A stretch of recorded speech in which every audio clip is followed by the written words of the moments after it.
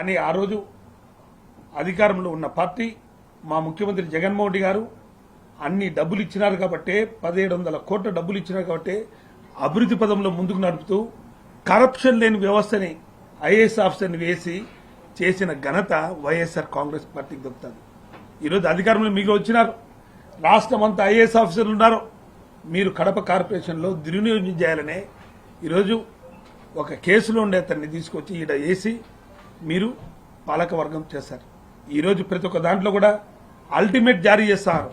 ఇప్పుడు టెండర్ జరిగిన 15th finance corporation వర్కులు టెండర్లు వస్తే ప్రతి ఒక్క ఆన్లైన్లో టెండర్ వేసే మనుషులను కూడా వాళ్ళని బెదిరించి మీరు ఎవరు కానీ వైఎస్ఆర్సీపీ కార్యకర్తలకి టెండర్ వేయద్దండి, వేస్తే మా టీడీపీ వాళ్ళు వేయాలి, ఎవరిన ఇస్తే వేసే కడిచేళ్ళు ఉంటాయి, విజిలెన్స్ ఎంక్వైరింగ్ అంటాయి, అవి చేస్తాం ఇవి చేస్తామంటారు.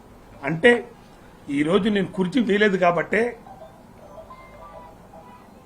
జనరల్ బాడీ మీటింగ్లో కుర్చీ వేయలేదు కాబట్టే డిసెంబర్ 2వ తేదీ నుంచి కూడా నేను ఎలా పదవిచ్యుతం చేయాలి అనే ఆలోచనతో రాష్ట్ర వ్యాప్తంగా అక్రమాలు పాల్పడ్డ అందరినీ వైఎస్ఆర్ కాంగ్రెస్ పార్టీ కార్పొరేటర్ని ప్రబోధాలు పెట్టి అంతలెక్కల తణుకు కానీ, వైజాగ్ కానీ, నంద్యాల కానీ, తిరుపతి కానీ అంతలెక్కల ప్రబోధాలకి లోన్ అవుతుంటే మా కార్పొరేటర్లందరూ కూడా ప్రలోభాలకు లొంగకుండా మీ ప్రలోభాలకి కేవలం 7 మంది ప్రలోభాల నుండి మీ తెలుగుదేశం పార్టీలో జంప్ అయితే ఇప్పటి వరకు కూడా మా వాళ్ళందరూ కూడా గట్టిగుంటే ఏ విధంగా సురేష్ని పదవిచ్యుతం చేయాలి, మన ఆటలు సాగవు, ఏమున్నా కానీ కడప కార్పొరేషన్ మన హ్యాండర్లో పెట్టుకోవాలని ఆలోచన చేస్తున్న వ్యక్తులు మీరు.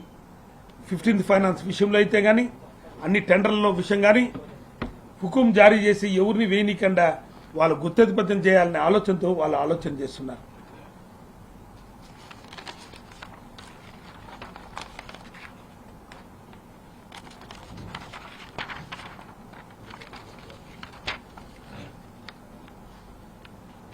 నిజంగా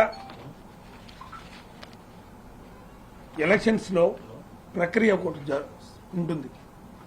2019 అప్పుడు నామినేషన్లు వేసినాం. 50 మంది కార్పొరేటర్లు, తెలుగుదేశము, సిపిఐ, సిపిఎం పార్టీలు కూడా నామినేషన్ వేశాయి.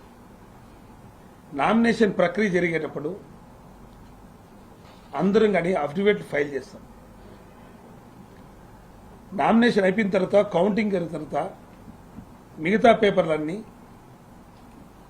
ట్రెజరీలో కానీ ఆ ఎలక్షన్ 5 ఏళ్ళు పీరియడ్ అయిపోయిన తర్వాత దాన్ని అఖిలపక్షం పెట్టి ఎన్నికల కమిషన్ నుంచి పర్మిషన్ తీసుకొని దాన్ని కాల్చే ఆనవాయితీ గతంలో ఉన్నది. అది ప్రభుత్వం జీవం. ఎన్నికల కమిషన్ నోటీసు లేకుండా, అఖిలపక్షంకి నోటీసు లేకుండా ఎలా నా అఫిడవిట్ బయటికి తీశారు, ఎలా నా అఫిడవిట్ని సైన్ చేశారు అంటే దీంట్లో కుట్ర జరిగిందనే కదా.